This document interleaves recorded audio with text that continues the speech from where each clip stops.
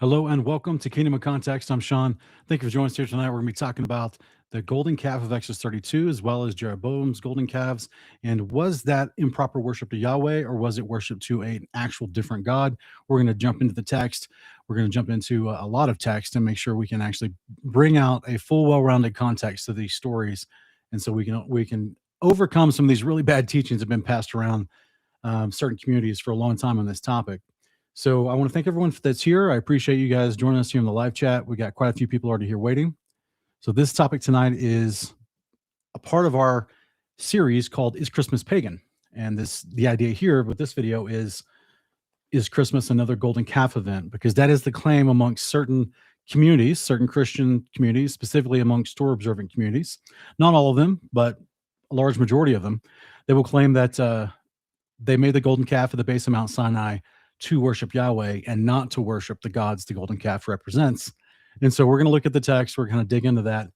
And what they claim is that is a precedent for modern day tradition of Christmas, worshiping false gods, honoring Yahweh, honoring his son, the Messiah, with pagan items. Now, in our series, this is our fourth video in our series, is Christmas Pagan series. The previous three videos, we've already addressed the items, the definitions of idolatry, man-made traditions found in Scripture, and tried to bring some good context there from the Scriptures about the whole concept. But in the fifth video, which is going to be the next video, we're going to be talking about specifically some of the items that people use in modern-day traditions to celebrate Christmas.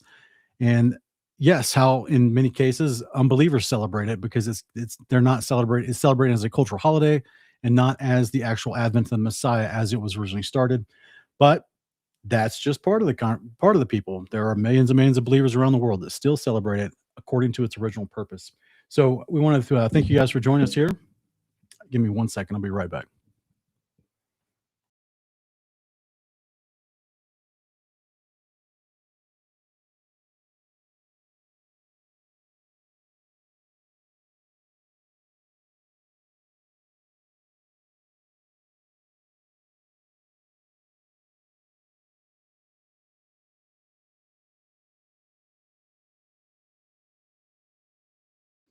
Okay, let's get right into it.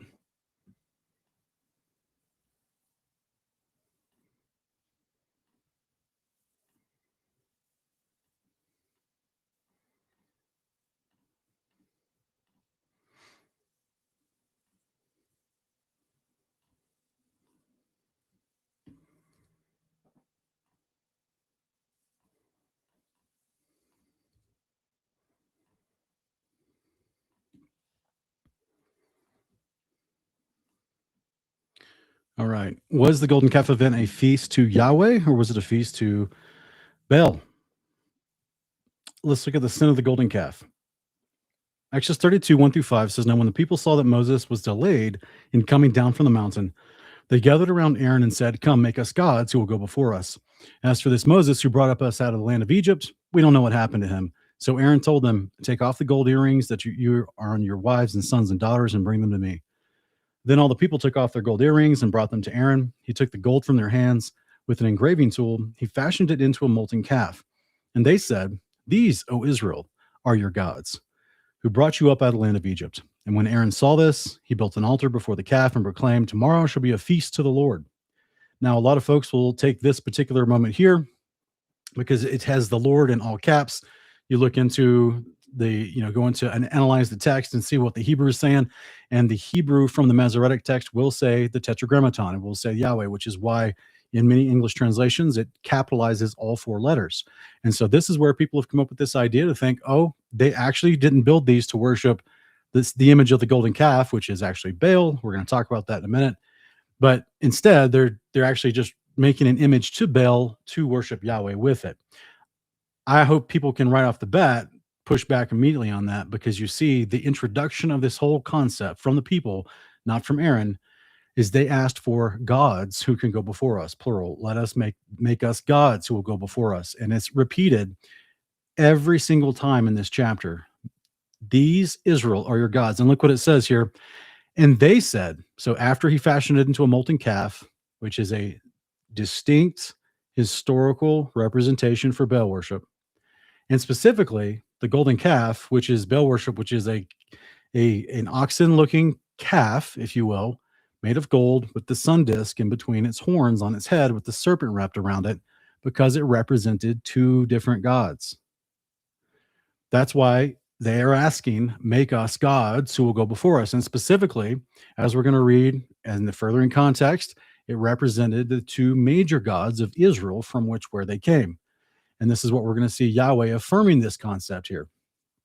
So we have this concept here where it says, they said, these, O Israel, are your gods. Aaron didn't say this part, they did. So the people that are encouraging the rebellion, a part of the people that are going to be getting killed soon, they said, these, O Israel, are your gods. And the claim is that they did not forget about Yahweh, but instead they worshiped this to Yahweh. That's the claim. We're going to show you with abundance of scripture that that wasn't Yahweh's impression. Yahweh knew exactly what they were doing, and it wasn't this bad translation. Okay, so let's take a look here at the this is the passage here, but we're going to see in other places it's not translated that way because it's not translated from the Masoretic. So Exodus 32, 6-8, it goes on to say, so the next day they arose and offered burnt offerings and presented peace offerings. The people sat down to eat and drink, and they got up to indulge in revelry. Now, the revelry they indulged in is synonymous with Baal worship, specifically when you're worshiping Moloch and Saturn, because there would be the revelry. When you look into the Hebrew in this word is a word for sexual debauchery, sexual indulgence. So this was a part of worship to Baal, synonymous all throughout the Old Testament. Then the Lord said to Moses, go down at once, for your people whom you brought up out of the land of Egypt have corrupted themselves. How quickly they turned aside from the way which I commanded them. They have made for themselves a molten calf and bowed down to it. They've sacrificed to it and said, these, O Israel, are your gods who brought you up out of the land of Egypt. So right off the bat, Yahweh's initial response to Moses to tell him what's going on from the top of the mountain, because Yahweh already knows what's going on at the base of the mountain. He doesn't say, hey, they're improperly worshiping me. Nope. He mentions plural. They've sacrificed to gods, to other gods. They've left the way in which I've commanded them and sacrificed to gods. He is not, none of the retelling, none of the addressing of this topic from Yahweh himself is anywhere, anyhow, claiming that these people are wanting to worship me, but they're just doing it with improper leadership and they're doing it wrong. Aaron knew how to worship him. Remember, this is Exodus 32. We already have an abundance of experience with Aaron, who was a part of his people. Aaron wasn't with Moses and Midian. Aaron was a part of his people. He's the one chosen to be priest over them. You have an abundance of familiarity with Aaron himself, knowing that they're being brought out by Yahweh to go to the land to sacrifice 3 days journey into the wilderness and sacrifice to their God. They already do a burnt offering in Exodus 18 to Yahweh, the Most High God. And so there's a whole bunch of opportunity here for Aaron to say to these people, repent. Now there's other texts that claim that Aaron was coerced into this, which honestly would make a lot of sense if that was true, because God shows him an abundance of mercy. Aaron's not held guilty in this moment here. But even though Aaron's response to this is kind of weird, they gave me their golds and I threw them in the fire and now pot this calf. When specifically the text says he takes an engraving tool and he actually makes it, right? He makes this calf for them. And so this is something that is, I think is very important to understand, is that everyone involved in this scenario, Yahweh, Moses, Aaron, and the people, none of them are saying, we wanted to worship you, Yahweh. We just got it wrong. They're admitting their fault. They're turning their back to Yahweh and what he commanded them, and they're worshiping false gods. It's going to get more clear as we go further on with more scriptures that talk about this event further on in the Bible. So let's keep going here. In Exodus 32 itself, verses 6-8, the next day they arose, offered burnt offerings, presented peace offerings. This is the same thing. They sat down, eat and drink in revelry. The Lord said, Moses, go down at once. The people whom you brought up out of Egypt have corrupted themselves. How quickly they turned aside the way which I commanded them. They made for themselves a molten calf and bowed down to it. They sacrificed to it and said, these, Israel, are your gods who brought you out of the land of Egypt. So this is the moment from their exodus from Egypt to Mount Sinai is only 3 months. So in the third month, in the middle of the third month is when they had the Mount Sinai moment. The Deuteronomy 12 passage that everyone leans on and says, oh, well, see, they were using the ways of the nations to try to worship Yahweh, even though they built a calf, which has no other distinctive signifier of symbolism other than Baal worship, the Apis bull of Egypt. Even though they built that specific item, people say, well, look, because of Deuteronomy 12, that's where Yahweh was saying, you should not worship me in the ways of the nations, because that's what they did at the golden calf. That's not what Deuteronomy 12 explicitly says. That's not what Exodus 32 explicitly says. It's a conflation of ideas, and Deuteronomy 12 is a reminder explanation in a summarized fashion that came 40 years later. 40 years later, through Moses, Yahweh is reminding the people in Deuteronomy 12, don't sacrifice your children in the fire to Molech. Don't bow down to the host of heaven. Don't build an Asherah pole. Don't offer incense to the gods. Don't look to the stars and bow down to them. Deuteronomy 4:19. It's a summary. It's a retelling. That is literally what the book of Deuteronomy is. It's a retelling, the book of remembrance. It's a second time around of telling all these people what they were already told. And in that short retelling, people take the summarized retelling and think that it's all encompassing for the concept of being able to worship Yahweh in the ways of the nations. That's not as basic, like someone would build a temple to Baal and build a molten calf to Baal and then say, we're going to name it Yahweh. Guys, I just want to lovingly share this with you. No one ever did that ever.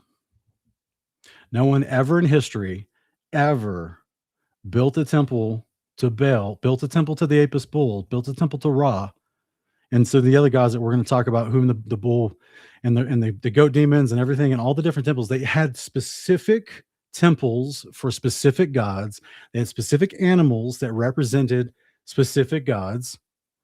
There was no mistake. These people came out of Egypt after a couple hundred years. They knew all the gods of Egypt. There is no mistake. It would be an affront to any god that you're worshiping to suddenly just on the spot make up a new symbolic representation for that god, an anthropomorphic representation for that god. They knew exactly what the golden calf was, according to the history of Egypt, according to Baal and Molech worship and Saturn worship. They knew exactly what the golden calf was. There's no ambiguity. There's no confusion. And Yahweh does not say, oh, but they're worshiping me wrong. They need to get my commandments down better. No, he says they've turned from me and worshiped other gods. We're going to see this language being more and more clear as we go through this. So in Exodus 32, 21 through 23, what did these people do to you, Moses asked Aaron, that you've led them into such a great sin? Do not be enraged, my Lord. Aaron replied, you yourself know that people are intent on evil. They told me, make us gods. There it is again. They told him, not, we want to worship Yahweh. No, make us gods. This is a different God. It's not, we want to worship Yahweh, make us as golden calves so we can worship Yahweh. No, make us gods. The initial claim from the people to Aaron was, make us a god other than Yahweh. Why? Has anyone ever asked, why is important why the people said to Aaron first, as far as this Moses, we don't know what happened to him. Why would that be important? Does anyone in the let's give the lively live chat an opportunity here. Anyone in the live chat know why the people in their initial conversation with Aaron would have said, as far as this Moses, we don't know what happened to him, but make us gods who will go before us? Why would they mention Moses and not Yahweh in that introduction to Aaron?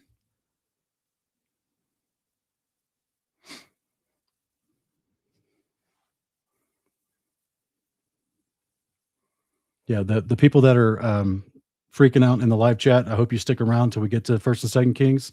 We'll go over the very explicit scriptures. All right, give us one a chance in the live chat. Why would, when the rebellious Israelites, as based on Mount Sinai, went up to Aaron and said, hey, make us gods who will go before us. As for this Moses character, we don't know what happened to him. Why would they even mention Moses in this moment? Anyone have any idea?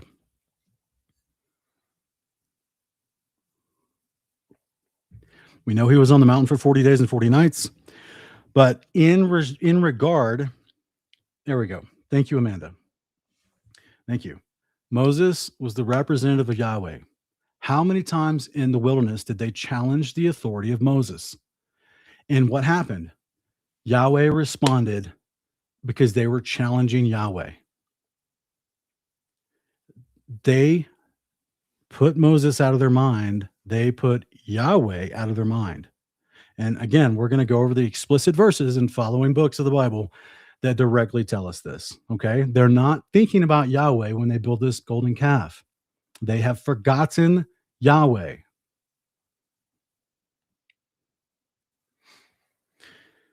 25 through 28 goes on to say, Moses saw that the people were out of control, for Aaron had let them run wild, become a laughingstock to their enemies. So Moses stood at the entrance at the camp and said, whoever is for Yahweh, come to me. And all the Levites gathered around him. He told them, this is what the Lord, the God of Israel, says. Each of you men is to fasten his sword to his side, go back and forth through the camp from gate to gate, and slay his brother, his friend, his neighbor. The Levites did as Moses commanded, and that day about 3,000 of the people fell dead. Why would Moses announce to them, who is for Yahweh, stand near me, if they were already thought that they were worshiping Yahweh and just did it accidentally wrong? There would be no moment here where Moses has to ask specifically for them to show their allegiance to Yahweh if they just were doing it wrong. And everybody was just, a sin of omission, which is covered in the law. They abandoned faith in Yahweh. They had chosen the side of Baal. In this moment, the people who had committed a sin unto death, not a sin covered by Leviticus 4, but a sin unto death, now he had to draw the line and say, who's for Yahweh? You come over here, and we're going to have to deal with this according to the law. This is a big moment. This entire drawing the line in the sand, so to speak, for these people to say, whoever is for the Lord, come to me. This whole moment would not even be a thing if people had not rebelled against Yahweh and tried to stay in the camp. This is the whole purpose of this, is that they forgot Yahweh and served other gods. They broke Deuteronomy 13. They did not qualify for Leviticus 4.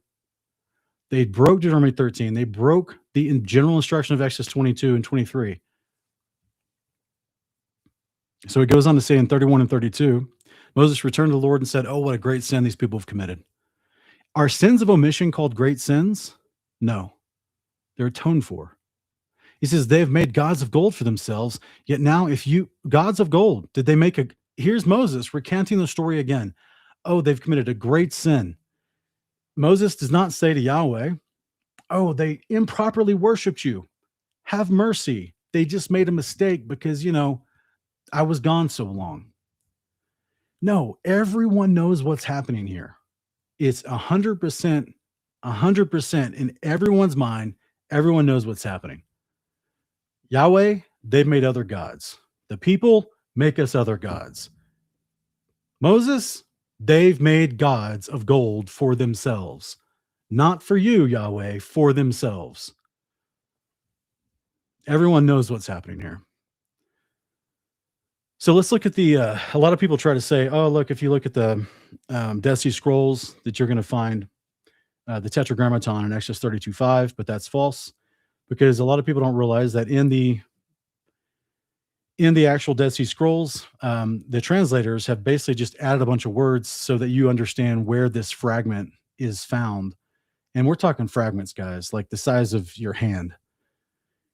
And the Exodus 32 fragment that is found in the Dead Sea Scrolls has all the words in italics are the words added by the translators to fill in the blanks so that you can make sense of where this fragment goes in Exodus. The words in the green are the ones that had a slight misspelling in them. The ones in the blue are the ones that were kind of jumbled up and hard to read. So they did the best they could with applying to them, like interpolation, if you will, a little bit. So look, when we take this concept here of Exodus 32, 2-6, which is the fragment from the Dead Sea Scrolls, and we take out the italics, or we just leave in the italics and take out the actual words that were in the text that they found from the Dead Sea Scrolls, this is all the added information for the Dead Sea Scrolls in order so you can know what it is. And tomorrow shall be a feast to Yahweh is added by the translators after the fact in the 20th century. If you take out the added italics from the translators, this is the only words they found in the Exodus chapter 32 scroll. amongst the Dead Sea Scrolls. Okay, so it's not in there. So then we go here for Exodus 32, 1 through 5. They say tomorrow should be a feast to Yahweh. This is the Masoretic translation. This is the Septuagint translation, just uses the word Lord. Now, if we look at different Bibles in modernity, so back to the 1500s when the printing press was around, different Bibles were starting to be published in mass. Ones that did not rely on the Masoretic text just uses the lowercase Lord to just reference the Lord. And for anyone that's not familiar, Baal has the name Lord. Lowercase L-O-R-D, Lord. Just like, I mean, we just saw Aaron call Moses Lord. He says, do be angry with me, my Lord. So the word Lord is used in a variety of semantic contexts. It's what they call a semantic range of use. It can be like we see Sarah calling Abraham Lord in Genesis. Aaron calls Moses Lord here in Exodus 32. But the concept of Lord was also used for the Baals, plural, the Baals, the pantheon family concept of Baals. And so this is where that's what they're talking. They made an image to Baal and they called it Lord. It's synonymous throughout the rest of the Bible. Deuteronomy 7, 3 through 5. Do not intermarry with them. Do not, let's go back a minute, because there are a lot of loud people in the live chat that don't like what I'm saying, understandably. They want the Christmas narrative of Deuteronomy 12 to be true. They want Exodus 32 golden calf to be improper worship, unauthorized worship to Yahweh that they can point to and say, see, so there's two besides the facts there. Let's just give you the argument for 2 seconds. Let's say Aaron did say that. Well, actually, I guess it'd be 3 things, but technically Aaron is the only one who said that, not the people. Moses didn't say that while retelling it to Yahweh.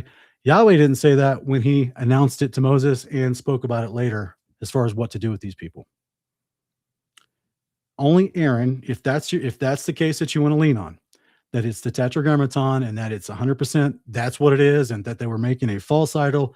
And then Aaron steps up and says, tomorrow will be a feast to Yahweh. If that's what you think it should say, it's incongruent with everyone else in the story. The people said, make us gods. Yahweh said they made gods. Moses said they made gods for themselves.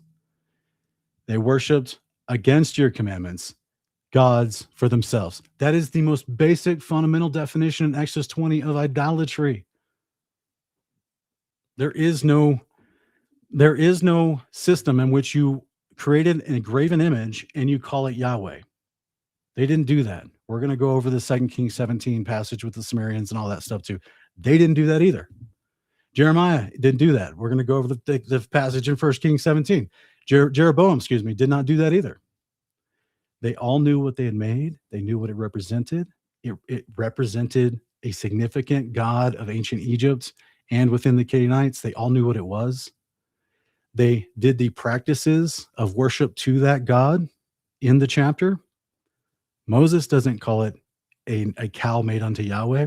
Remember, Yahweh already told them, well, Yahweh's gonna tell Solomon later that they can make oxen to hold up the golden sea inside of his temple. If there was any sense of sin of omission that qualified for Leviticus 4 here, of them just not understanding, and then it comes to their mind later and they realize later, there's a sacrifice and atonement for that.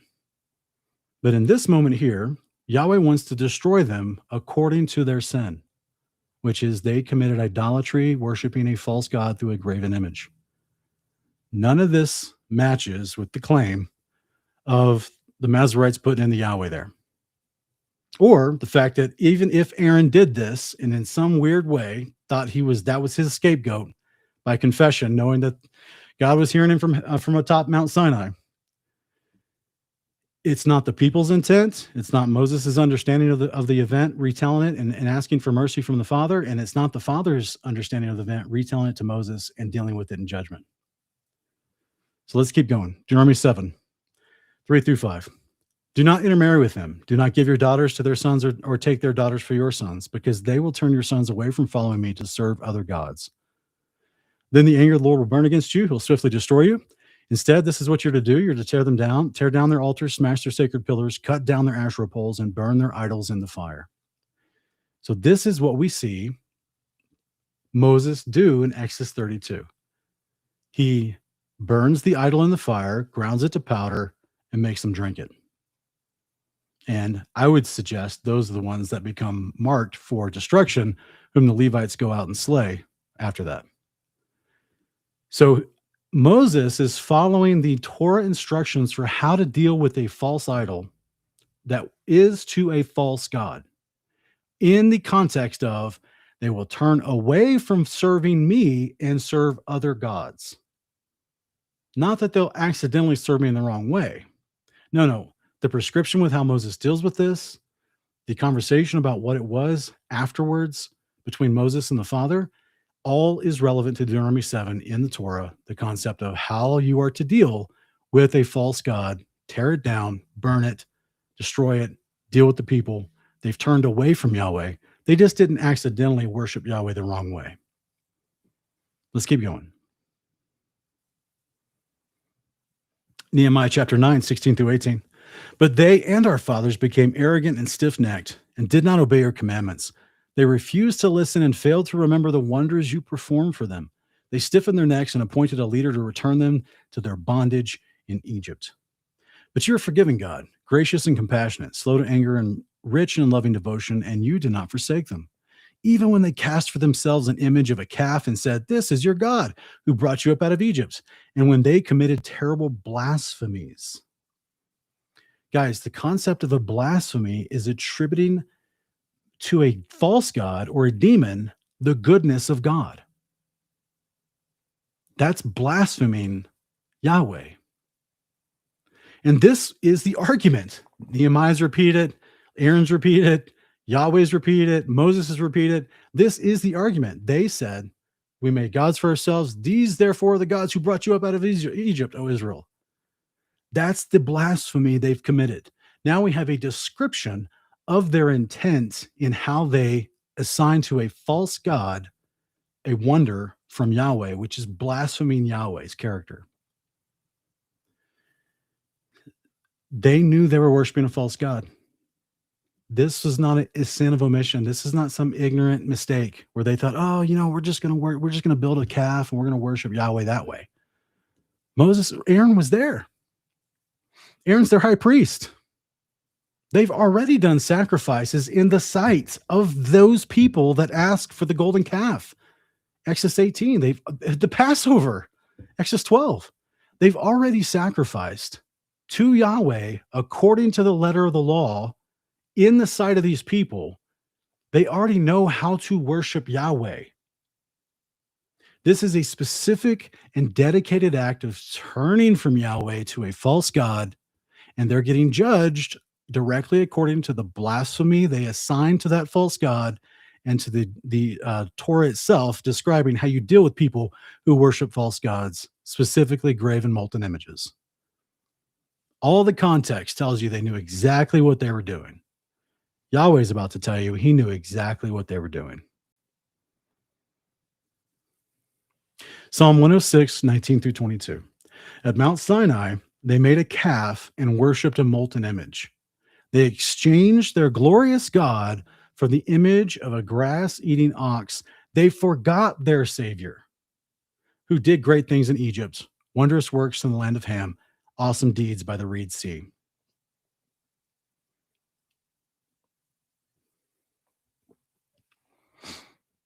They forgot their God. They didn't worship their God in the wrong way. This is Yahweh through the prophet in Psalms saying they forgot their God. This is not a mistake. This is not oh yeah, we want to worship Yahweh. Oh yeah, even though Aaron has already told us how to worship Yahweh, and we've watched him do it, we're just going to decide we just forgot. I guess we just forgot what we saw Aaron do, and so now we're just going to worship him with this way. No, Yahweh says they forgot him. They forgot Yahweh and went to worship. They exchanged their glorious God for the image of a grass-eating ox, which is the bull, the Apis bull of Baal worship. It's through and through. It's 100%, guys. This is direct Yahweh's words through the prophets. They forgot me. Not that they were trying to worship me improperly. They forgot me. Ezekiel chapter 20, 6-9. On that day, I swore to bring them out of the land of Egypt into a land that I had searched out for them, a land flowing with milk and honey, the glory of all lands. And I said to them, each of you must throw away the abominations before your eyes, and you must not defile yourselves with the idols of Egypt. I'm the Lord your God. But they rebelled against me and refused to listen.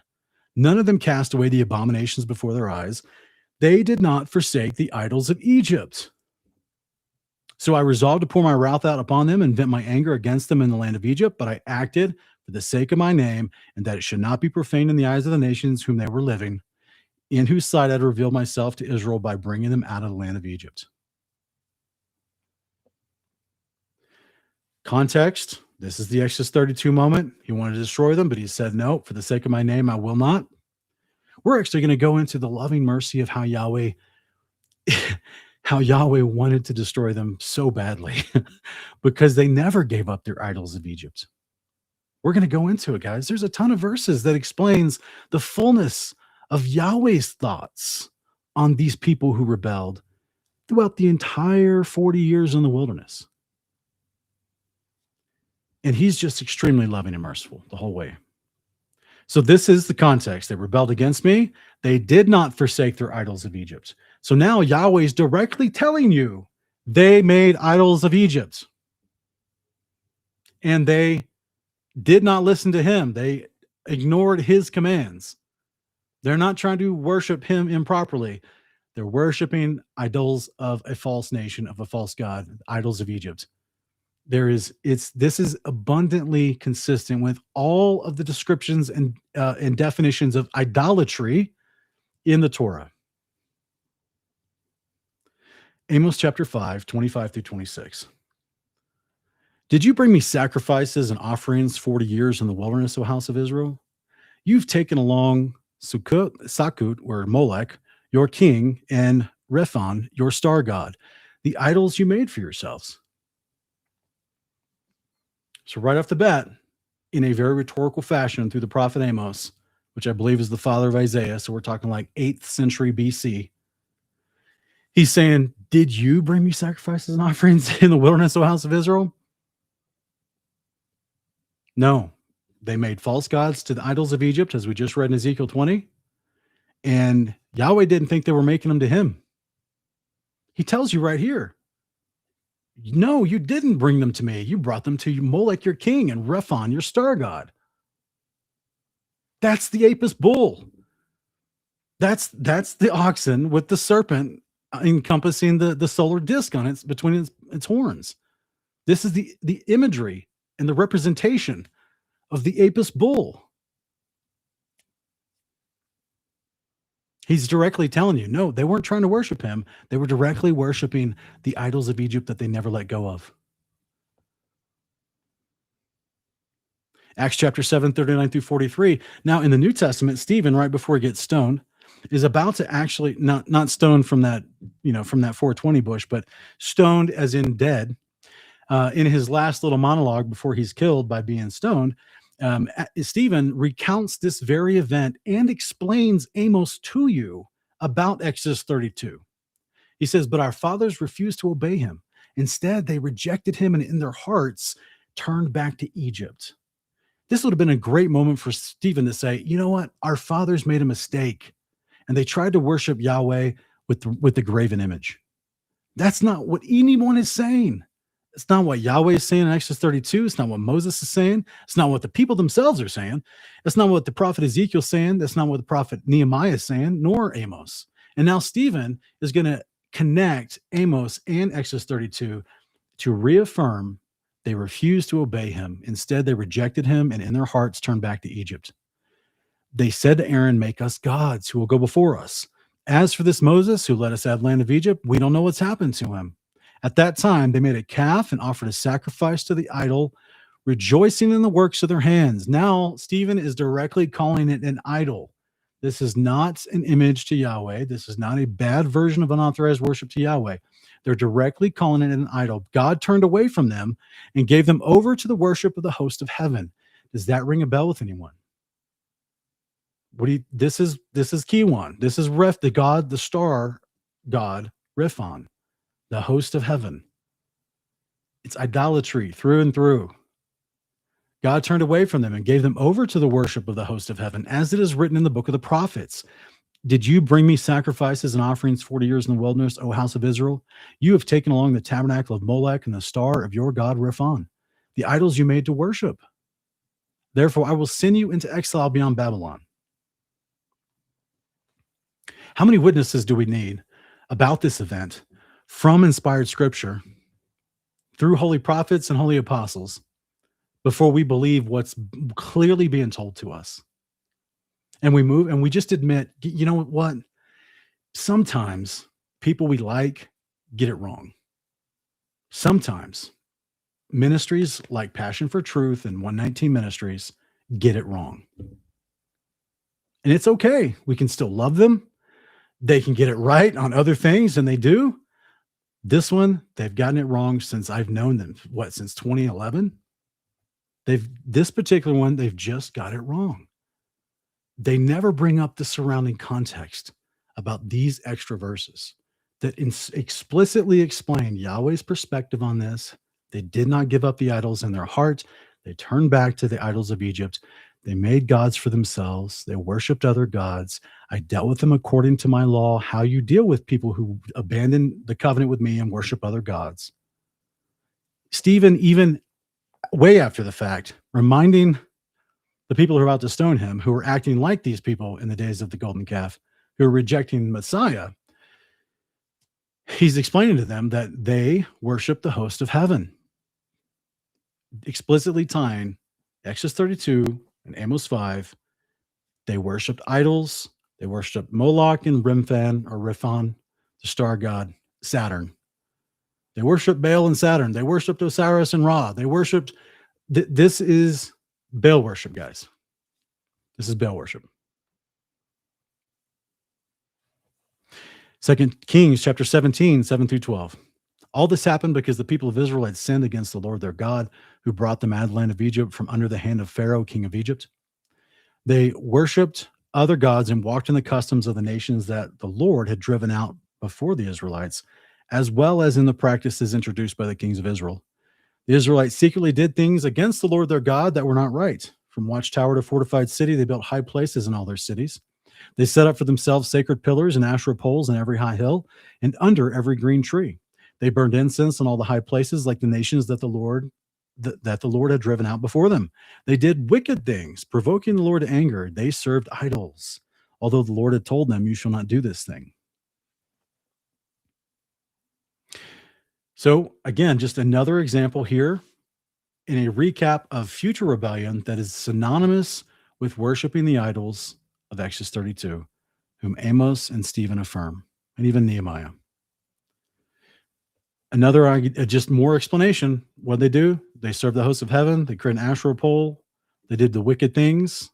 They gave their children, sons and daughters in the fire. That's actually in another verse, but this is all the same descriptions of how they're doing Baal worship. They're not doing this to Yahweh, just not realizing what they're doing. They knew exactly what it was to worship Baal, to worship Molech and Saturn. They knew exactly what it was. It goes on to say in 13 through 15, yet through all his prophets and seers, the Lord warned Israel and Judah, saying, turn from your wicked ways and keep my commandments and statutes according to the entire law that I commanded your fathers and delivered to you through my servants, the prophets. But they wouldn't listen, and they stiffened their necks like their fathers, who did not believe the Lord their God. They rejected his statutes and the covenant he had made with their fathers, as well as the decrees he had given them. They pursued worthless idols and became worthless themselves, going after the surrounding nations that the Lord had commanded them not to imitate. So now we have a direct link to Asherah worship, Baal worship, Molech worship, bowing to the host of heaven, calling it imitating the ways of the nations. Idolatry, worshiping false gods. Not, oh, they just forgot how to worship me, even though they'd already seen it and participated, and Aaron's there to express to them how to worship Yahweh. No, they said, make us gods who will go before us, because they've given up on the representative of Yahweh.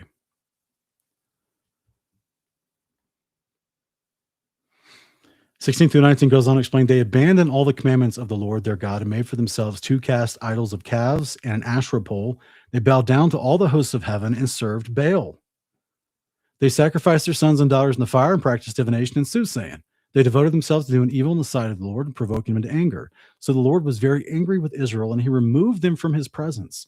Only the tribe of Judah remained, and then even Judah did not keep the commandments of the Lord their God, but lived according to the customs Israel had introduced. If you haven't already seen our Identity Crisis Averted video, put a pin in, check it out later, and it'll make more sense with this passage as well. Because there's other bad teachings saying that Judah, was, that's a long story. Go check out our Identity Crisis Averted video. Basically, here's more explicit explanation by Yahweh explaining what Baal worship is. So now we know, 2 calves called Baal worship. They're called gods. They're called hosts of heaven. Asherah poles are included. Now we're getting a better understanding of what we're looking at when it says, make gods before us, and build us a calf. And then Yahweh's response is not, oh my goodness, they're involved in a crazy sin of omission. Get down there.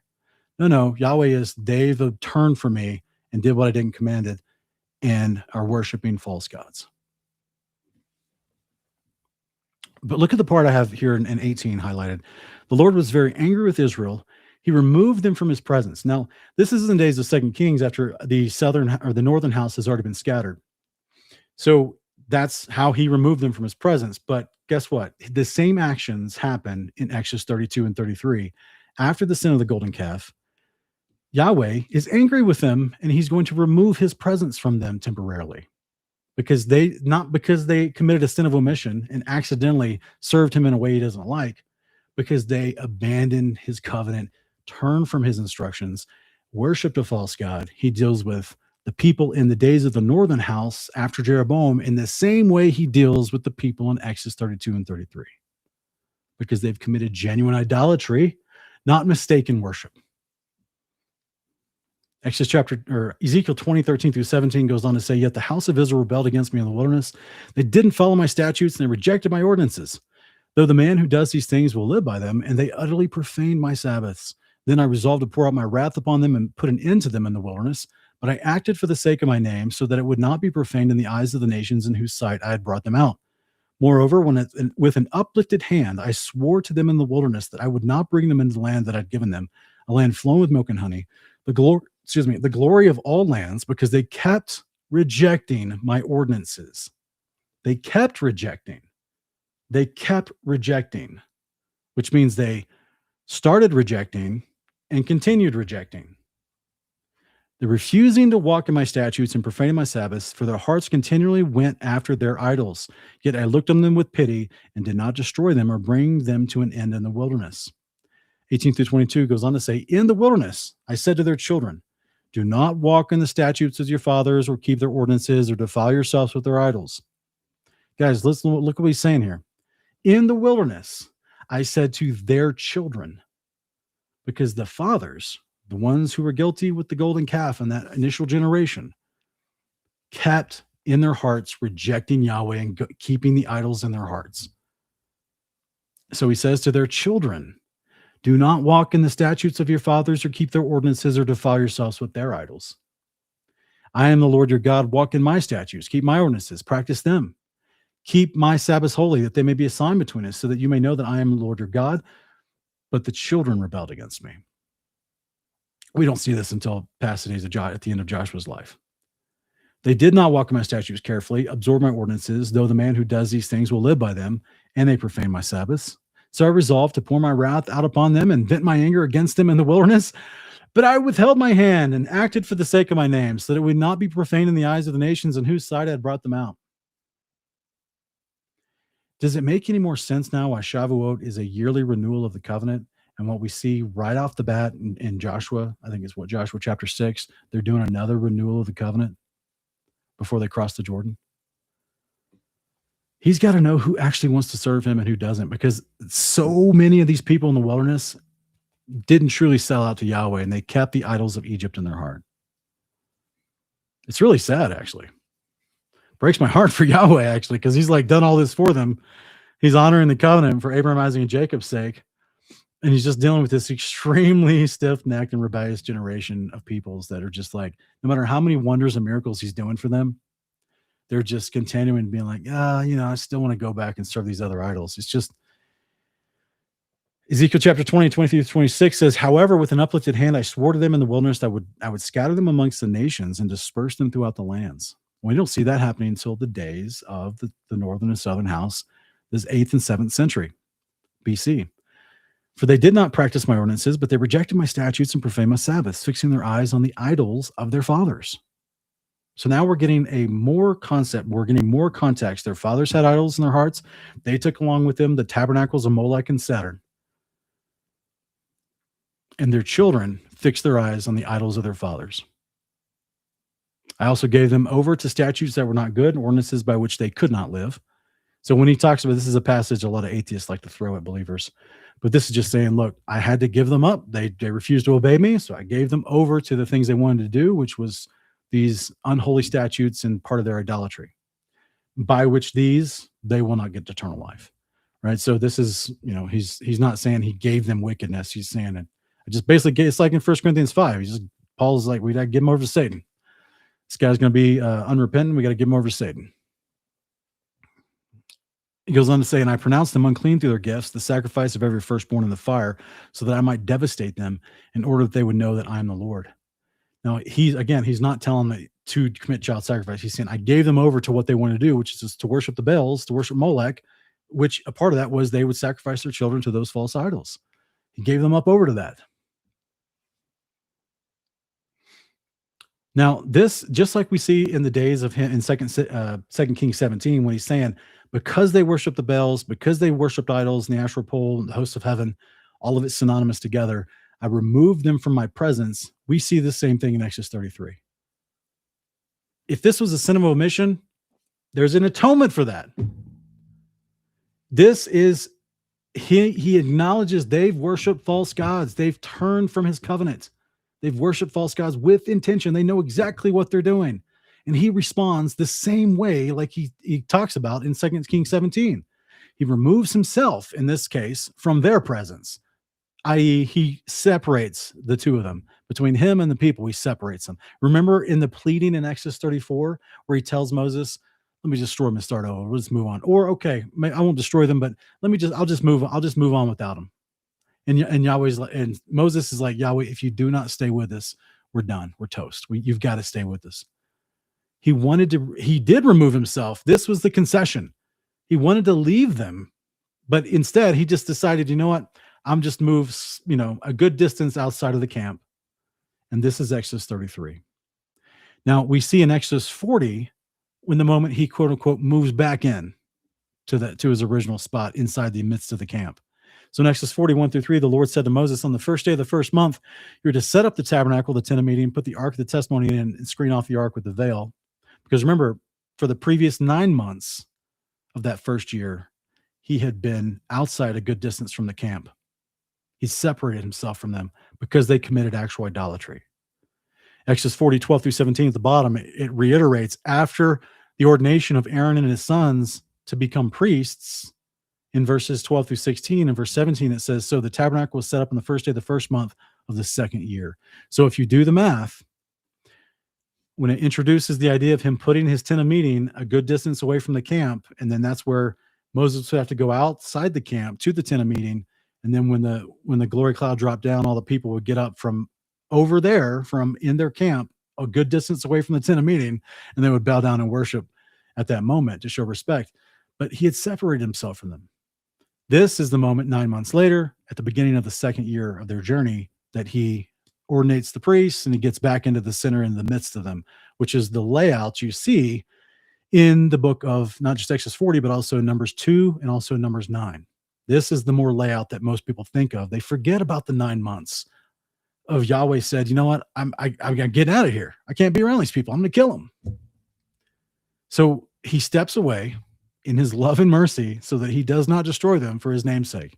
Not because of their righteousness, not because they did anything to his Tyson favor, just simply for the sake of, you know what? I made a promise to Abraham, Isaac, and Jacob, and according to my covenant promises is wrapped into my namesake and the respect for my name. I got to prove this, and we're going to prove this, and I'm going to take this rebellious generation, even though I want to destroy them, I'm going to let them be who they want to be for 40 years in the wilderness. And he, after the fact, through his prophets, Nehemiah, Amos, and Stephen, declares they were not worshiping me in the wilderness. They were worshiping Molech and Saturn, Baal worship. So this is why after these 9 months, after Exodus 33 to Exodus 40, the 9 months had passed. The interior of the interior of the camp, where they had the tabernacle of, it's the tent of meeting, sometimes called the tabernacle of testimony. That's when he moves back in, so to speak, right? So if you read the end of Exodus chapter 40, the glory of the Lord fills the tent and kicks Moses out because it's so powerful, because he's back now, because he had left. He left because they were committing actual idolatry. Exodus 33, 7 through 11. Now Moses used to take the tent and pitch it at a distance outside the camp. He called it the tent of meeting, and anyone inquiring of the Lord would go to the tent of meeting outside the camp. And then after they had their discussions, and after Moses did what he did, here in verse 11 at the bottom, then Moses would return to the camp. So just in case you were never understood, that there was a moment of separation because of the golden calf moment. The same thing he talks about, separating the people from his presence after they're worshiping the golden calf of Baal worship in 2 Kings 17. Same behaviors of Yahweh, because it's idolatry. Acts chapter 7, 39 through 43, Stephen continues in his discourse about his ancient peoples in rebellion. But our fathers refused to obey them. Instead, they reject him in their hearts, turned back to Egypt. And in the middle there, I said I had highlighted that, but God turned away from them and gave them over to the worship of the host of heaven.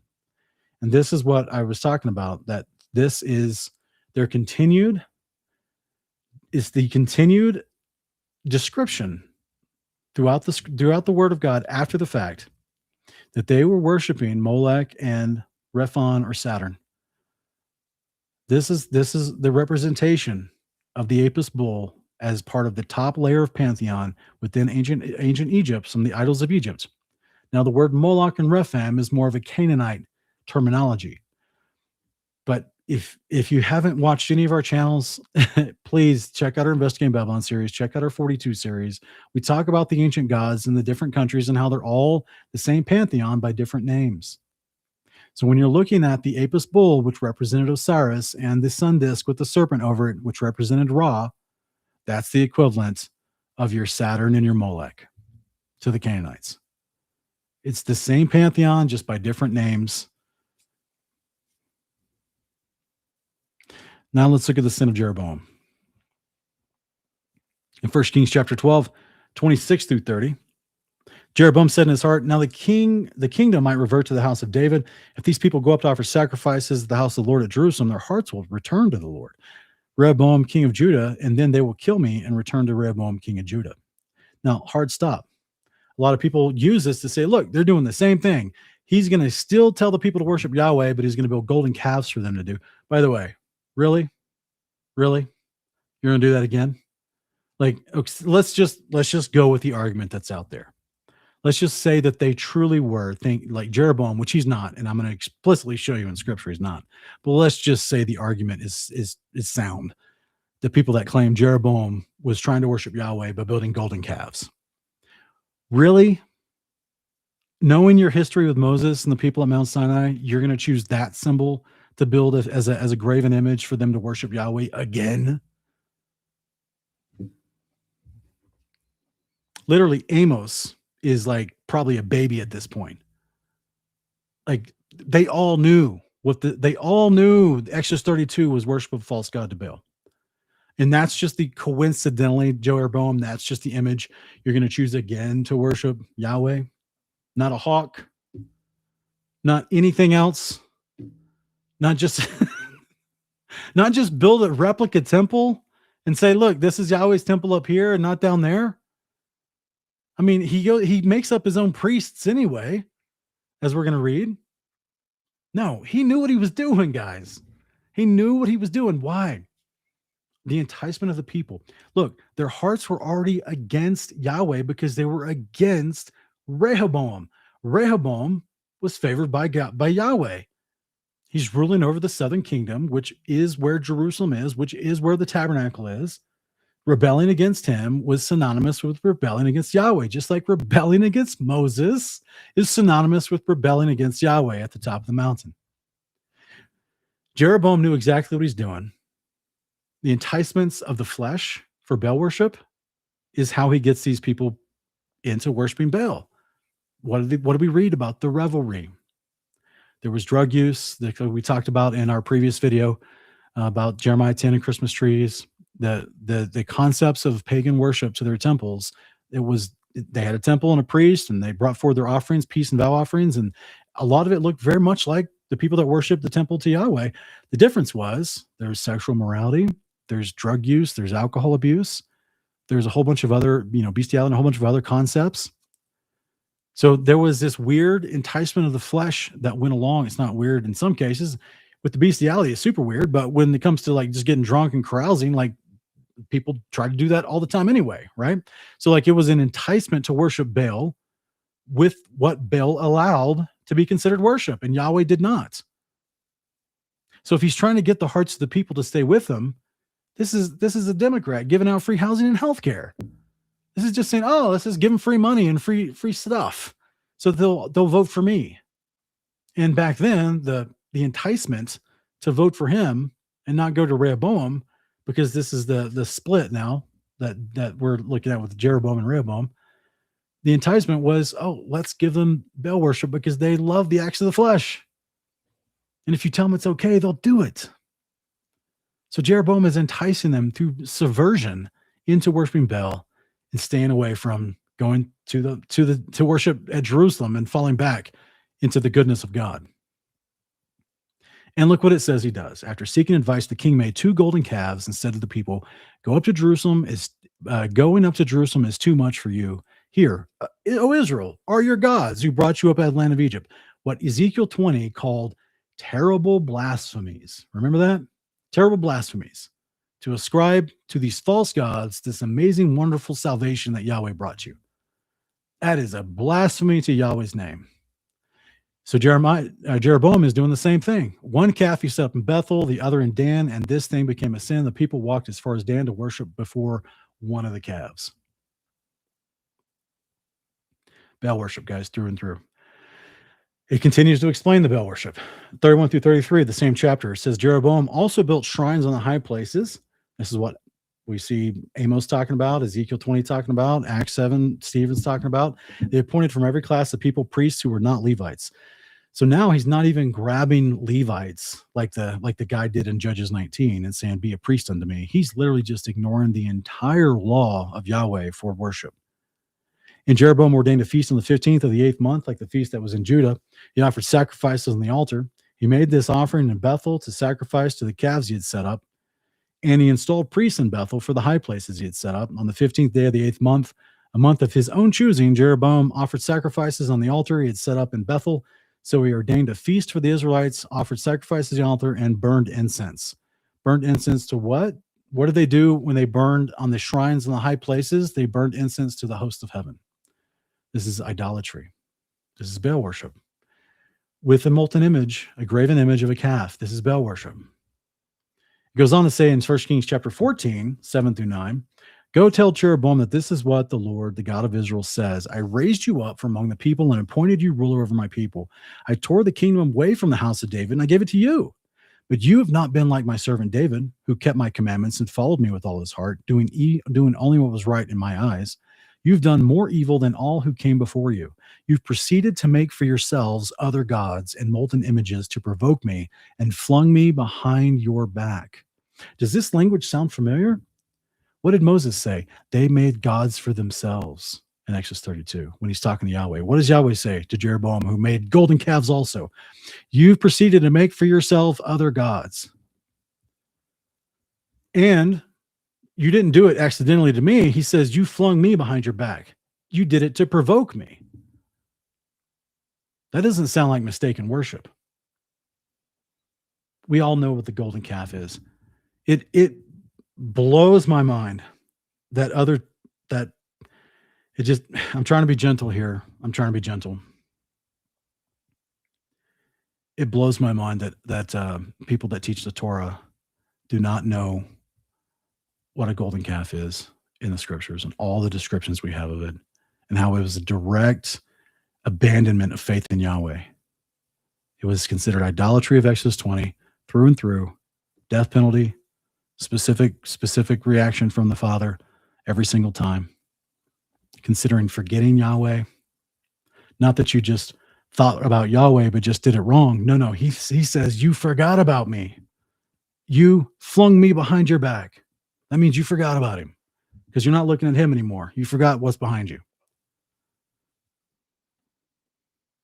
2 Chronicles 11, 13 through 15.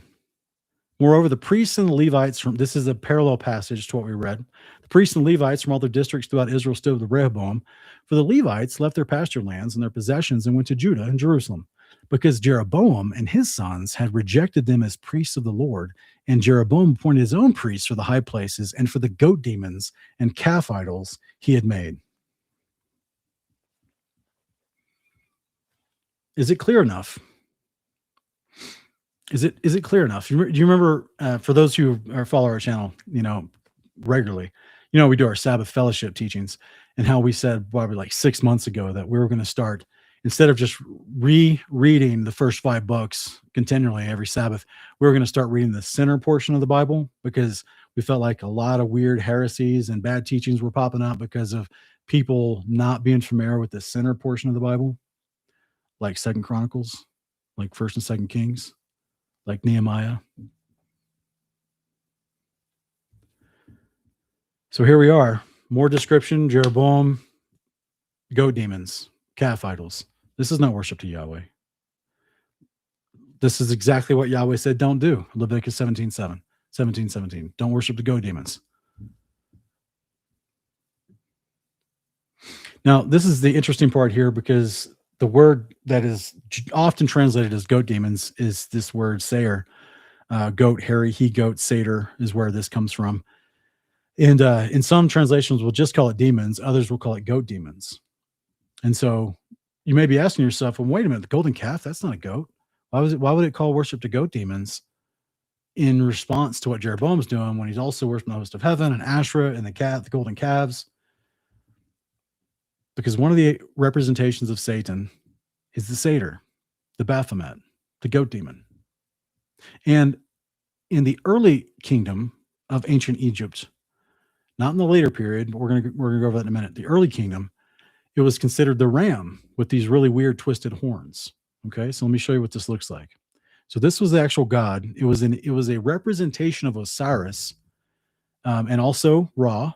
But what it was considered was to be the essence, or the Ba is what they called it in ancient Egypt, the Ba of Osiris, whom also was overseen by Ra. So you're worshiping both at the same time. And it was represented by this thing you see on the right, which is like an old school Baphomet. And it was a ram depiction with these really weird twisted horns that was called the Barbary sheep from ancient Egypt, which they believe is extinct now. But the point is, this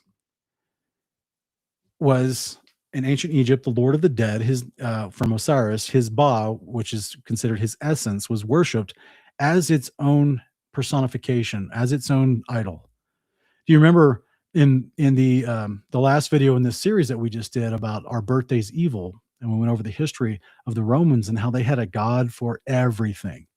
They had a god for that they believed they were called the genie or the genius, that was attached to a person when they were born and was with them their whole life, and that's what they worshipped on their birthdays, was their genius, their little unclean spirit that accompanied them their whole life.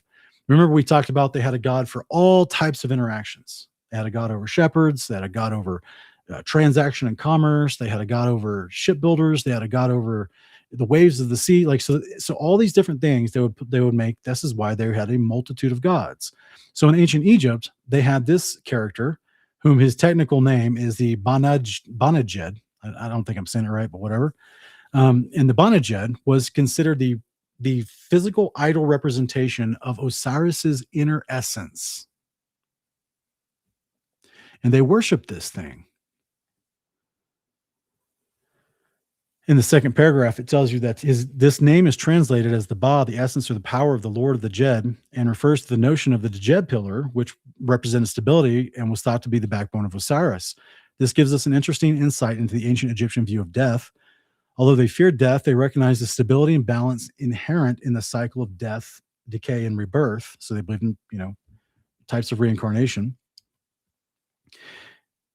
It goes on to explain, here's another image of this thing, the 𝗂𝒂𝒊𝒈𝒊𝒂𝒂. During the late period, the 𝗂𝒂𝒊𝒂𝒂 was referred to as the goat of Mendes by the Greeks, who mispronounced the phrase 𝗂𝒂𝒊𝒂𝒂𝒂, or the ram lord of 𝒂𝒂𝒂, and named the city Mendes. So therefore they called it the goat of Mendes, and has been linked by many esoteric scholars as the Baphomet, or the false god the Templars accused of worshiping, and transformed it into a satanic stereotype in modernity by others. The only slight problem with this is that the 𝗂𝒂𝒊𝒂𝒂 was not a goat, but a ram, and a he, not a she, but was considered to be evil or even aggressive. So what I read earlier was that the 𝗂𝒂𝒊𝒂𝒂 had a female consort called the 𝗂𝒂𝒊𝒂𝒂𝒂.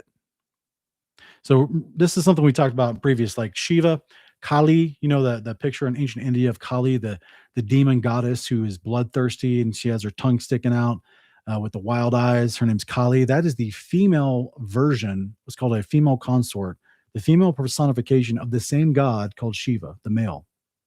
So they would do this all the time in the ancient world. They would have a male god that represented something, but then they would have a female god that represented something else, but it was considered the same god. So this thing was called the 𝗂𝒂𝒊𝒂𝒂𝒂, or the 𝗂𝒂𝒊𝒂𝒂𝒂𝒂. It's kind of like Bernadette, instead of Bernie, it's Bernadette. It's kind of that something similar to that, right? So the idea was that the Greeks, from where we get satyrs, from where the Romans get the idea of Pan and satyr worship, from the Greeks, you get the idea of, they viewed this ram god, but they would call it a goat god because they translate it wrong, basically, is what I was trying to say. So it's interesting because when they kept the personification of it as the Baphomet, it has the twisted horns and it looks more like a goat. So it goes on to say that the 𝗂𝒂𝒊𝒂𝒂𝒂 was given the epithets of Lord of the Sky and Lord of Life, echoing the titles of the sun god Ra.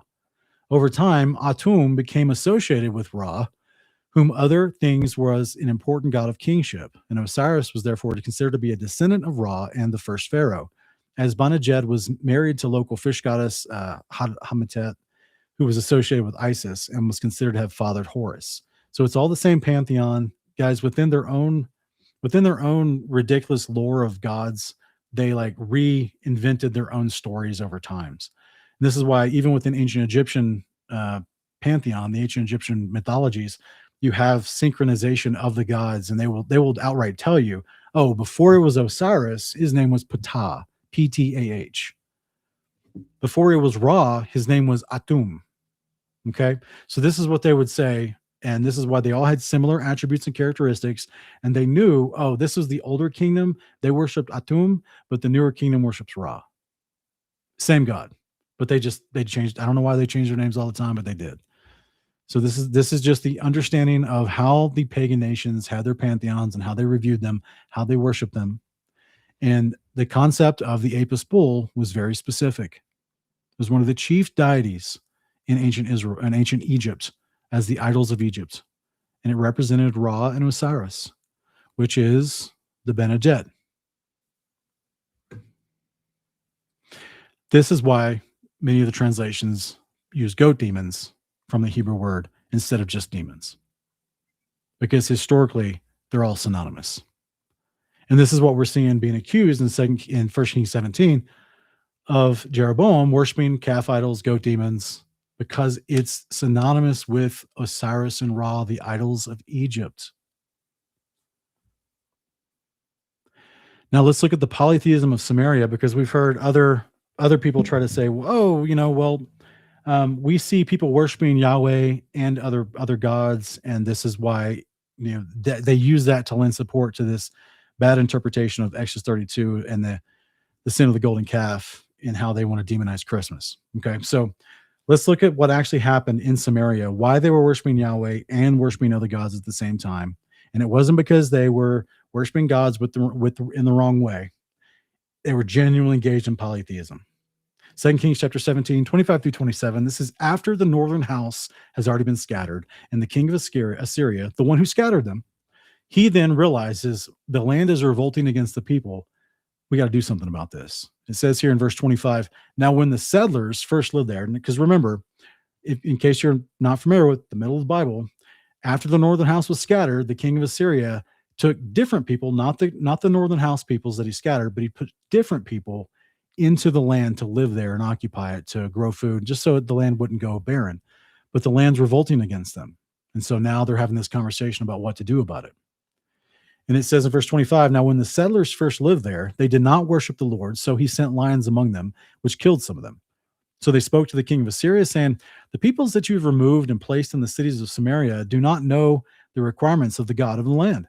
Because of this, he has sent lions among them, which are indeed killing them off. Then the king of Assyria commanded, send back one of the priests you carried off from Samaria and have him go back to live there and teach the requirements of the God of the land. Thus, one of the priests they had carried away came and lived in Bethel, and he began to teach them how they should worship the Lord. Nevertheless, the people of each nation continued to make their own gods in the cities where they settled, and they set them up in the shrines that the people of Samaria had made on the high places. The men of Babylon made 𝐓𝐡𝐞 the men of Cuth made Nergal, the men of Hamath made Ashima, the Evites made Nibaz and Tartak, and the Sepharvites burned their children in fire to Adrammelech and Adrammelech, the gods of the 𝐓𝒂𝒉𝒻. Just Adrammelech is just another name for Molech. So the new residents worshiped the Lord, but they also appointed for themselves priests of all sorts to serve in the shrines of the high places. They worshiped the Lord, but they also served their own gods according to the customs of the nations from which they've been carried away. Hard stop. It does not say that they worship the Lord according to the customs of the nations. It says that they worship the Lord plus, this is called polytheism. This is what we just described. This is what we just described from ancient Egypt. Like they had a pantheon of gods, and each god had its own priesthood and its own shrine temple with its own offering, dedication, vows, and peace offerings and requirements and songs sung to that god. And like it was polytheism. Polytheism. They're not worshiping the Lord their God alone and no other gods before him. These folks are breaking the first two commandments. 100%. They're not abiding in the covenant. The whole context of this entire scenario was just the king of Assyria trying to figure out some way to appease the God of that land so he could keep his new non-Israelite residents there for the sake of security and a whole bunch of other reasons. This would just be a practical thing that people would do. I mean, they're called vassal states, vassal servants. This is what kingdoms did back in the day. They would be like, oh, we got some new territory that just opened up because we just conquered it and exiled all the people from that territory. Grab some people from over there, from Susa and from Ecbatana, and pull them over here. And we're going to just, get about 40,000 from each, and we'll send them into this land and have it populated. And you could do that when you're a king because you're the king. You're the emperor of Babylon. You can do that. They did that all the time. And this is what's going on when the northern house was dispersed and exiled. The Assyrian king brought in a whole bunch of foreigners to live in the land who were already engaged in worshiping a whole bunch of different gods. As I explained to you, they're not even all the same God. It's not like they just worshipped Adrammelech and Yahweh. No, as you saw the list, like it's a whole bunch of different people groups. Because remember, the Empire of Babylon, 127 different provinces stretching from Ethiopia to India. Like it's a large swath of the Middle East, of all these different provinces that the Assyrian king was over in control over. And so he's plucking people in and say, go live in this northern kingdom of Israel and pacify the God of that land, however you got to do it. Just like they would worship all these other gods in these foreign lands to pacify the God of that land. They thought this was no different. They thought they could just go in and say, okay, well, we'll get one of their priests and he'll go back and worship and he'll pacify the God of the land. And then you can just continue to worship your own gods if you like. And that's what they're doing. This is not comparable in any way to Exodus 32, the golden calf, where the people had formally made a dedicated vow saying, everything you say we will do. We will worship you alone, no other gods before you, no other graven images, no idols. We will love you with all of our heart, soul, strength, and mind. And then they abandoned that vow turned their back on him, flung him behind their back, forgot their God, and created idols that everyone knew what they were and worshiped them. Idols that would go before them, idols that they could attribute their rescue to, idols that they could engage in sinful acts of worship and revelry to those gods. All of it is the antithesis of worshiping the true creator of heaven and earth, Yahweh. In 2 Kings 17, they're engaged in what's called polytheism. They're doing the bare minimum to try to pacify Yahweh in the land. Meanwhile, you've got a bunch of false gods being worshipped simultaneously by the peoples. So this is why, I don't have this slide up, but just for further context, this is why when you get into Ezra chapters 3 and 4 in the Nehemiah, when they're trying to rebuild the temple after the 70 years in Jerusalem, this is why you have the Sumerians, these people that were worshiping false gods, giving them such a hard time and trying to stop them. They literally were like defending themselves and fighting people while the guy behind them is laying brick and mortar. Like, it was a crazy scene. Like, they're trying to rebuild the temple to Yahweh, but the Sumerians came down and tried to fight them and kill them to stop them from building the temple to Yahweh, because they had already had some semblance of something go on in Bethel, because it was the bare minimum that they were trying to do. And it was included in their multi-polytheistic worship. But they knew the history of Jerusalem. If you build the actual temple to Yahweh in Jerusalem, which is where the priest in Bethel would have said, we're not supposed to be worshiping Yahweh here, by the way. It's where he decided to place his feet is in Jerusalem. That's the one that's promised to be rebuilt in the future. So if they had any conversation beyond, here's my vow offering, thank you for receiving it to your God, and we got to go. If they had any conversation with this Levite that was sent back to the Samaria, to Bethel to facilitate Yahweh worship while they're worshiping their other gods, he knew the story. He knew, oh, by the way, we're really supposed to be worshiping Jerusalem, and that's where it's prophesied here in a few years, few decades, 3 or 4 decades from now, where that's going to be rebuilt. It's going to be restarted. The people are going to be brought back in the land. This is what the prophet Jeremiah told us. This is why when it starts to happen, the Sumerians, polytheistic, hateful toward Yahweh, not worshiping out of truth, spirit and truth, or worshiping to check boxes, is a totally different scenario than Exodus 32.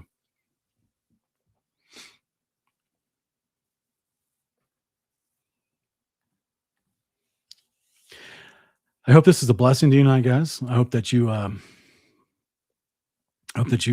take to heart all the verses we put together for the testimony of the conscious idolatry, the intentional idolatry. This is not a sin of omission we're reading about in Exodus 32. This is not comparable. We've already went over the concept of what actual idolatry is. It requires intent. Yahweh already has a provision in his law for mistakes, and none of those provisions were enacted in Exodus 32 or 1 Kings 17, 14 through 17 with Jeroboam. None of them. 2 Chronicles 11. None of them were enacted in those cases. In those cases, Yahweh reacts the same. Get away from me, you idolater. I'm going to kill you. That's the way he acts in both examples. None of the grace and the love and the mercy of Leviticus 4. And I just want to encourage everyone that's watching this that the next video that we do in this series is going to be all about the practices and the customs that grew over time for what we call Christmas today, because people are freaking out regardless of the history that we give them to show them this is not the Assyrian tree of life. The fir tree that you bring into your house and put decorations on it is not Nimrod's penis. You're not putting on all the perverted interpretations of Alexander Hislop from the 18th, 19th century, and Ellen G. White and Herbert Armstrong. You're not doing that in your home. That is unsubstantiated history. That is just claims, very perverted claims at that, trying to demonize something that people had started to make a custom and tradition of in the 18th and 19th century. But it goes further back to that, to where Christians were using a tree during the time of the celebration of Christ's advent to evangelize and to tell a story. We're going to go into the history of that. We're going to go all the way back to the 2nd century and go back to when people started celebrating the nativity, the first advent of Christ. They knew they didn't know the date. It didn't matter about the date. It mattered about the reason that they were celebrating it. This is why it became kind of a a season, not just a specific date. We're going to go into the dates. We're going to go into the arguments. We're going to go into the scholarly citations, the primary sources. We're going to go into all of it. Okay. This is our next video. It's called the early roots of Christmas. What is it even called? The roots of the early roots of Christmas. So we're going to be going into all that. So these are the big arguments that we've heard over the years. We've heard that Jeremiah 10 and Deuteronomy 12 is a Christmas tree and it's worshiping God according to the ways of the nations. Both of those interpretations, as we addressed in our first video, are outside of the realm of Scripture and the definitions of idolatry. Then we also did an entire show showing you all the man-made traditions from within Scripture and how Yahweh, he doesn't punish people for man-made traditions that do not break his law. And then we did a video, the most recent video we did about the claim that people add to this discussion. And let's say, well, look, it may not be the modern day trappings of a tree and having your meal, family meal together and giving each other gifts and doing charity work on that occasion. That may not be idolatry, but celebrating the birth of anybody is idolatry and is false worship and is wrong and sinful. Not only did we do an entire video on that recently, we showed the history of where that came from, and there is nothing in Scripture that calls it sinful. We even just tried to show you the person who popularized that thought and how, even in how he taught it, is incongruent with Scripture.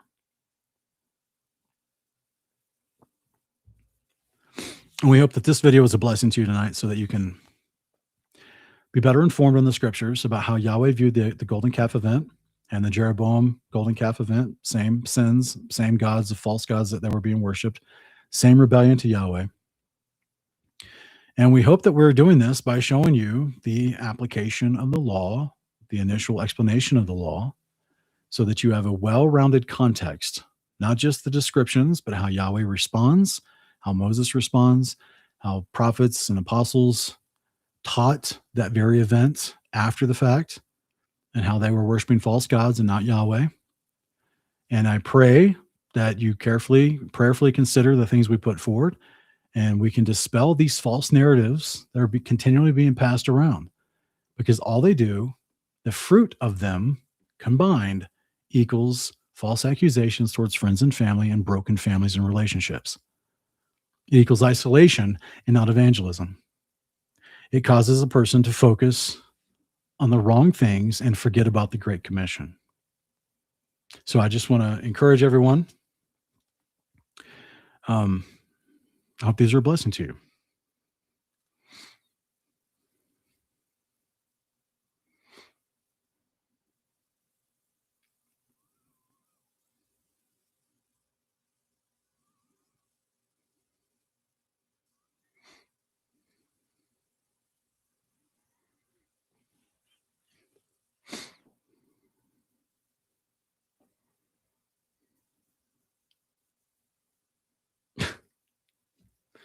It's amazing. All right. Sig, I'm just going to have to do this, brother, because you're consistently in my live chat with all these false accusations. You step in and say grace and peace to everyone, and then your very next comment is to accuse me of profiting, which we do sell shirts. We don't anymore because of our relationship with Sanctified just recently fell apart. But now you're accusing me of this shirt that I'm making a margin on. I bought this shirt from Bryson Gray's website. I don't sell these shirts. Brother, you've got to learn to walk in the grace and peace that you announced yourself into this room with, instead of coming in here with false accusation.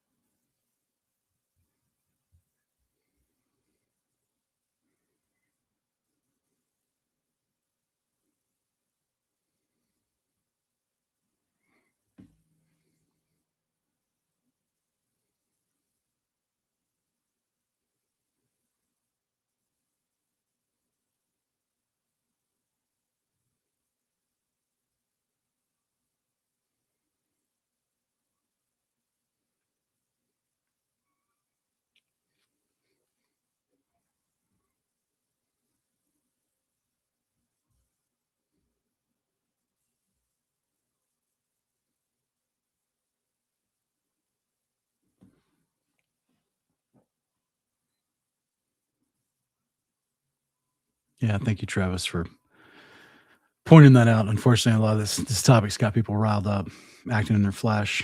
It's unfortunate.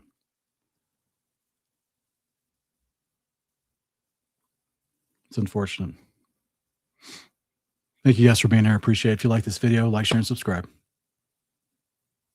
And we will absolutely, Abba willing, be setting the record straight with our next video as far as the historical stuff and how the traditions changed over time. And it's going to be a big video. And then I pray that you're still here to watch the heart of the matter, because that's what's most important with all this topic. And we want everyone to walk in the commandments, which means you're going to be walking in the love of God and towards others, because that's actually walking in the commandments, not walking in angry, bitter, false accusation. So thank you. Appreciate you guys. See you next time.